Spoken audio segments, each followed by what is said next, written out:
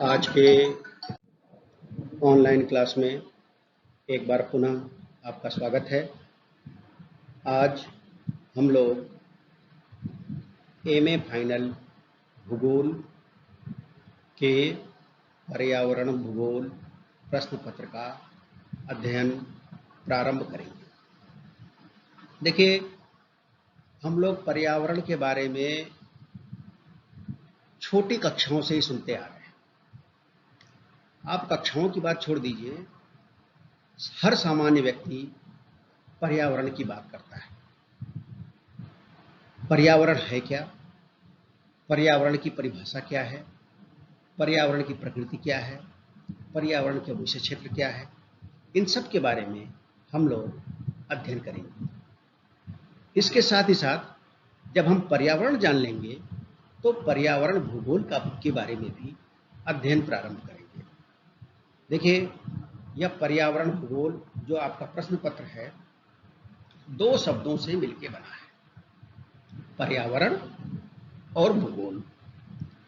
तो पर्यावरण की एक सामान्य संकल्पना या सामान्य बात करें तो पर्यावरण दो शब्दों से मिलकर बना है, परि धन आवरण।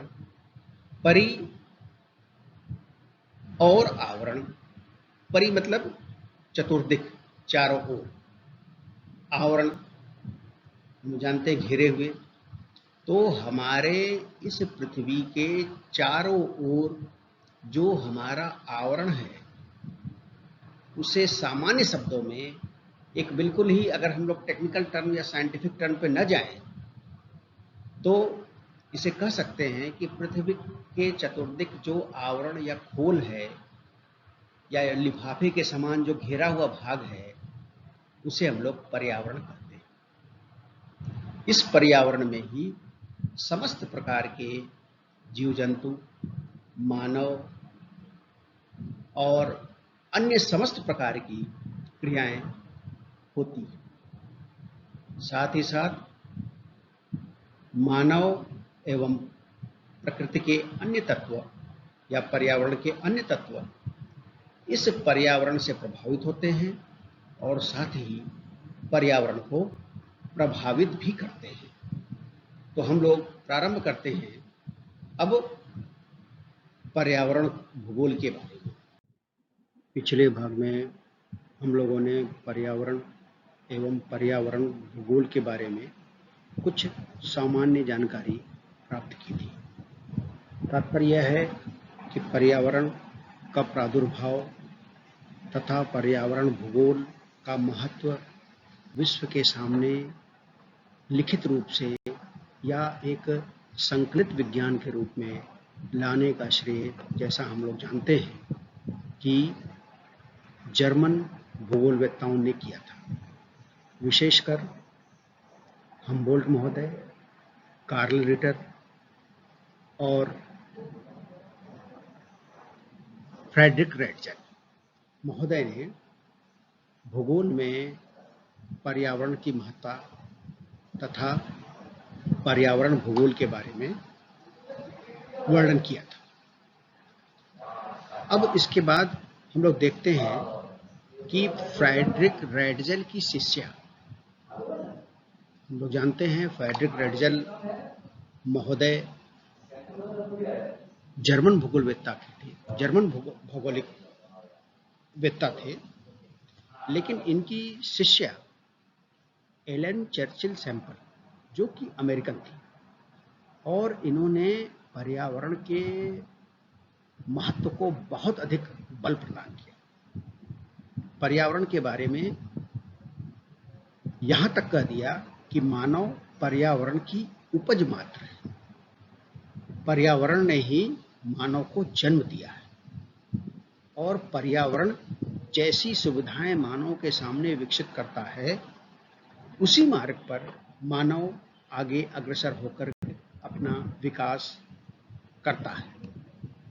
तो चर्चिल सैंपल, जो कि फ्रेडरिक रेटजल की शिष्या थी, ने पर्यावरण भूगोल को एक बहुत व्यापक आधार प्रदान किया एवं इनकी एक प्रचलित पुस्तक है इन्फ्लुएंसेस ऑफ ज्योग्राफिक इन्वायरमेंट में पर्यावरणीय विकास का वर्णन करते हुए मानव को धरातल की उपज माना। जैसा पूर्व में बताया गया था आपको कि इन्होंने पर्यावरण और मानव में अगर दोनों तथ्यों की बात की जाए तो पर्यावरण को ही महत्व प्रदान किया। उनका तो ये कहना था कि मानव के समस्त प्रकार के गुणों का विकास भी पर्यावरण द्वारा प्रदत्त शक्तियों के आधार पर ही होता है। जिस प्रकार का प्राकृतिक पर्यावरण होगा, मानव भी उसी प्रकार अपने आप को विकसित करेगा। और इससे भी आगे बढ़कर उन्होंने यह कहा था कि पर्यावरण से ही मानव के मस्तिष्क का भी विकास होता है। मानव की सोच, मानव के व्यवहार, मानव के कार्य, ये सब पर्यावरण की शक्तियां ही निर्धारित करते हैं। तो हम लोग देख सकते हैं कि इन्होंने पर्यावरण तत्वों को कितना अधिक महत्व प्रदान किया था। साथ ही इन्होंने विभिन्न पर्यावरण संगठनों के साथ मानव के अनुकूलन तथा समायोजन का भी वर्णन किया। तात्पर्य यह है कि पर्यावरण की शक्तियां जहां पर कठोर है, वहां मानव अपने आप को प्रकृति के सामने, पर्यावरण के सामने समर्पण कर देता है। मानव उस कठोर पर्यावरण में अपने किसी प्रकार के अन्य कार्यों के या पर्यावरण द्वारा सुझाए गए मार्ग के अतिरिक्त अन्य मार्गों का वर्ण या चयन नहीं कर सकता। एवं जहां पर्यावरण थोड़ा मानव के अनुकूल है, वहां मानव पर्यावरण में अनुकूलन कर लेता है, और जहां कठोरता होती है पर्यावरण में, वहां मानव समायोजन कर लेता है। साथ ही उन्होंने कहा कि प्राकृतिक पर्यावरण के विभिन्न तत्व जैसे भूमि की बनावट, जलवायु, मृदा, खनिज पदार्थ, वनस्पति तथा पशु इत्यादि का प्रभाव मानव शरीर एवं उसके जीविकोपार्जन के ढंगों पर पड़ता है। मतलब यह है कि मानव का शरीर एवं जीविकोपार्जन करने का ढंग, कहाँ कृषि कार्य करेगा, कहाँ व्यापार करेगा, कहाँ मत्स्य पालन करेगा, कहाँ खनन करेगा, या जितनी भी प्रकार की व्यापारिक गतिविधियां हैं, व्यावसायिक गतिविधियां हैं, वो प्रकृति द्वारा ही मानव को बताई जाएंगी। जहाँ समतल भूमि है, उपजाऊ मृदा है, वहाँ मानव कृषि कार्य ही करेगा। इस प्रकार के उदाहरण देते हुए उन्होंने पर्यावरण की महत्ता को भूगोल में एवं विश्व के समक्ष सामने लाया, और मानव का शारीरिक तथा मानसिक विकास भी पर्यावरण प्रदत्त शक्तियों द्वारा ही निर्धारित होता है। एक उदाहरण देते हुए उन्होंने बताया कि पर्वतीय भागों के निवासी पर्वतों पर एवं मैदानों पर अपने कार्यवश आते एवं जाते हैं, जिस कारण से उन क्षेत्रों के या पर्वतीय भागों के निवासियों के टांग या पांव मजबूत होते हैं। प्रत्यक्षतः यह बात सत्य भी है। इसके विपरीत तटीय क्षेत्रों के निवासी आवागमन के लिए अपने नाव का प्रयोग करते हैं, और नाव को एक स्थान से दूसरे स्थान पर ले जाने के लिए चलाने हेतु नाव को चलाने के लिए चप्पुओं का प्रयोग करते हैं। इन चप्पुओं के प्रयोग करने से इस क्षेत्र के निवासियों की भुजा एवं छाती मजबूत हो जाती है। यह सब उन्होंने उदाहरण देते हुए बताया था।